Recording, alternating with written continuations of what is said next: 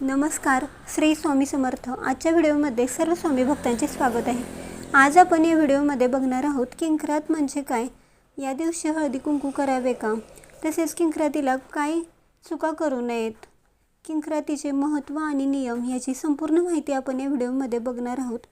त्यामुळे हा व्हिडिओ तुम्ही शेवटपर्यंत नक्की बघा। मकर संक्रांतीच्या दुसऱ्या दिवसाला किंक्रात असे म्हणतात। पौराणिक कथेनुसार धुंदूर राक्षस नावाच्या असुराचा संहार करण्यासाठी देवीने किंकर रूप धारण केले होते। या दिवशी देवीने त्या राक्षसाचा वध करून जगाला संकटातून मुक्त केले, म्हणून या दिवसाला किंक्रात असे म्हणतात। अनेक घरांमध्ये अशी समजूत असते की किंक्रातीला हळदी कुंकू करावे की नाही, तर किंक्रातीच्या दिवशी हळदी कुंकू करता येते।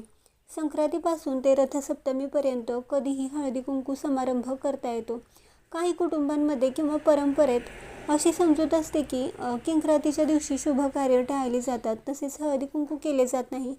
परंतु तुम्ही तुमच्या कुटुंबामध्ये जर किंक्रातीच्या दिवशी हळदी कुंकू करत नसाल, तर तुम्ही रथसप्तमीपर्यंत कोणत्याही दिवशी हळदी कुंकू करू शकता।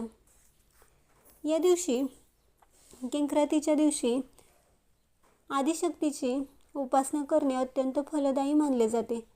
तसेच दानधर्म देखील केले जातात। संक्रांतीला आपण जसे दानधर्म करतो, तसेच किंक्रातीला देखील गरजूंना अन्न, वस्त्र तसेच तिळगुळाचे दान करावे। या दिवशी देवी कवच किंवा सप्तशती पठण देखील करता येते। तुम्ही या दिवशी हळदी कुंकू करणार नसाल तरी घरातील सुवासिनींना किंवा एखाद्या महिलेला वाण म्हणजेच वस्तू देणे अत्यंत शुभ मानले जाते। किंक्रातीच्या दिवशी भांडण तसेच घरात वाद घालणे टाळावे। तसे जर होत असेल तर घरातील नकारात्मकता वाढते असे मानले जाते। तसेच किंक्रातीच्या दिवशी खूप मोठे व्यवहार करणे, तसेच एखादं घर खरेदी करणे, सोनं गाडी घेणार असाल तर या दिवशी मोठी खरेदी टाळावी। या दिवसाला अशुभ मानण्याची प्रथा काही ठिकाणी आहे। काही ठिकाणी लांबचा प्रवास करणे देखील टाळतात। किंक्रातीच्या दिवशी केस कापणे, नखे कापणे देखील टाळावे, कारण हा दिवस अशुभ मानला जातो। परंतु या दिवसाला देवीने